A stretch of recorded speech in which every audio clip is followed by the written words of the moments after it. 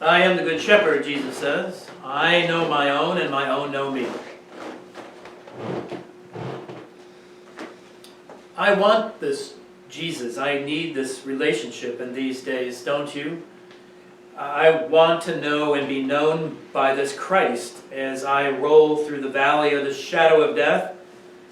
I want the protection of the rod and the guidance of the staff of Jesus. In a dry and weary land where there is no water and the wolves come, we long for the Christ that teaches us in the midst of violence and hatred how to lay our lives down for one another.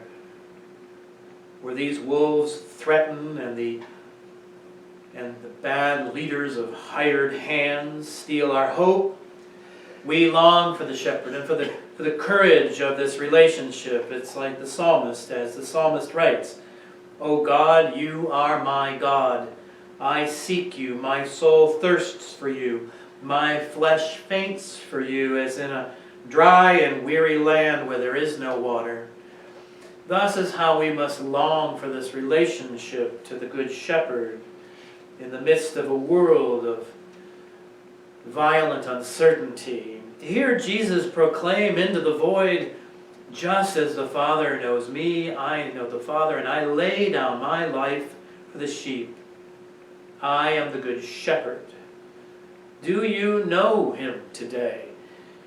He's here in plain view. This is where we must go. He is in a newborn's cry.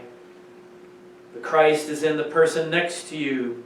Jesus Christ is in the cries of the hungry and the murdered and the poor. Christ is in the outcast and the fearful. Christ is the one who calls us each by name, proclaims us beloved in every single human being on the planet, and even in our gospel, Jesus takes it one step further.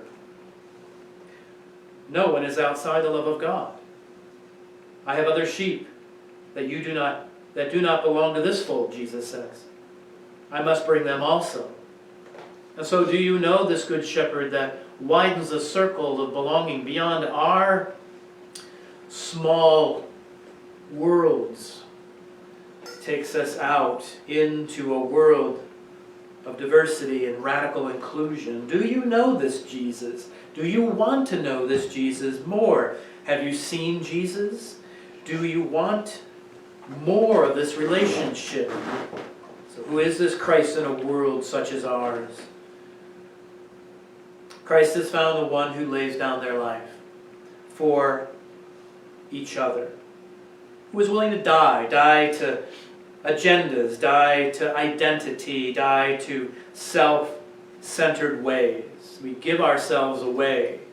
We must hear the voice of Jesus in those who cry for justice, those who cry for food, those who cry for love, who cry for protection, who cry for belonging and welcome, who cry for reparation.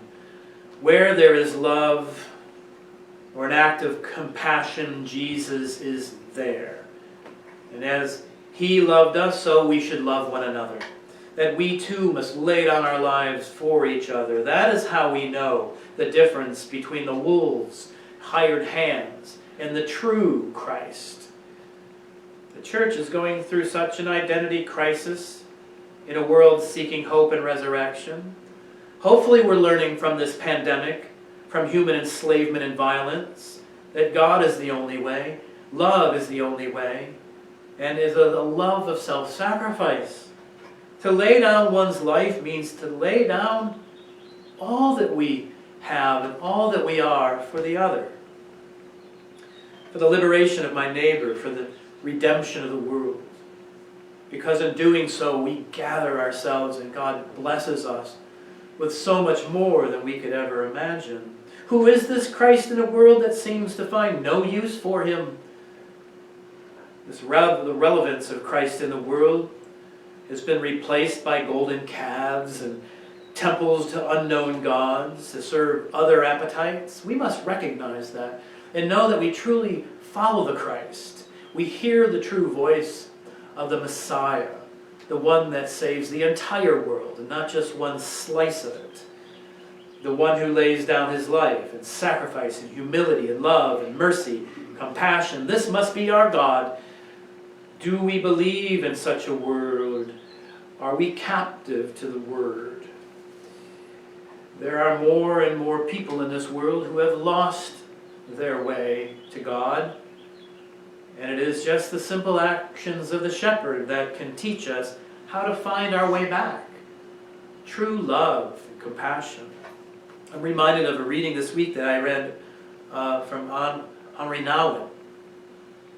He writes, "More and more, the desire grows in me simply to walk around, greet people, enter their homes, sit on their doorsteps, play ball, throw water, and be known as someone who wants to live with them.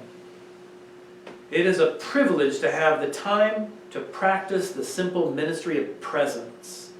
Still, it is not as simple as it seems. My own desire to be useful, to do something significant, or to be part of some impressive project is so strong that soon my time is taken up by meetings, conferences, study groups, and workshops that prevent me from walking the streets. It is difficult not to have plans, not to organize people around an urgent cause, and not to feel that you are working directly for social progress. But I wonder more and more," Nouwen writes, "if the first thing shouldn't be to know people by name, to eat and drink with them, to listen to their stories and tell your own, and to let them know with words, handshakes, and hugs that you do not simply like them, but truly love them." This is what our lessons speak of walking the talk, of not just speaking words of intent, but actually activating them and incarnating them in your life. To find the way of the Good Shepherd, let us love. 1 John today shows us such the attributes of the Good Shepherd, talks of us, of how to live out these words, to see Jesus in the stranger, in the friend, and in the enemy. We know love by this, that He laid down His life for us, and we ought to lay down our lives for one another. Little children, John goes on, let us love, not in word or speech, but in truth and action. That is where I want to go and call us. I want to believe this. I want to live this. I want to be Jesus for others like this. To abide in one another in love is to abide in Christ. Even in the reading. And I know in the midst of this, we're tired, right? And we are sick and tired. The pandemic still lingers and we seek action. Our black and brown siblings are being murdered and attacked in the streets on a daily basis. And we seek action. Our LGBTQIA plus siblings still cry for safety and welcome, and we seek action. That's the Jesus way. And we are living in uncertain times, and yet we are called to action.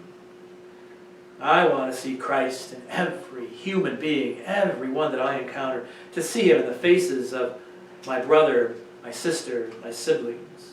So can you see Jesus in such a way, is the question. Can you love not just in words, in speech, but in truth and action? And only you can answer that. I cannot answer that for you. I can only answer for me. And you see, crazy me feels that all my work means something. In a world of so many golden calves and temples erected to unknown gods, I believe that there is a higher, transcendent purpose in life, a higher love. Crazy me believes that Jesus the Christ is a difference maker and a way maker beyond our denominations and our religion, that Christ's mind, Christ's character, Christ's life is in all, with all, for all. So to close with a specific encounter of how the simple act, like Nouwen spoke of listening to the Christ in others and responding. And so here is a specific image. as I was lamenting on the purpose of the church in a pandemic, especially trying to plant a new church, the purpose of love and action in a time of hatred and violence, an action came to my mind. And that action voice came, hey, why don't you grow a garden on the west side of Columbus? And maybe out of a garden you could grow community and grow relationship and actually make a difference in the lives of others. And so, sitting with Jesus, following the shepherd the best that I can, others are joining into this conversation to go and grow stuff for others. And the movement is like this. Invite others to join and grow a garden, a sacred garden, for the sake of community. And listen and learn about each other and hear the voice of Jesus and the hungry. And bring another conversation in the midst of poverty and fear and violence. And that of growing something and sitting in a garden, getting your hands dirty, being part of this vegetable movement.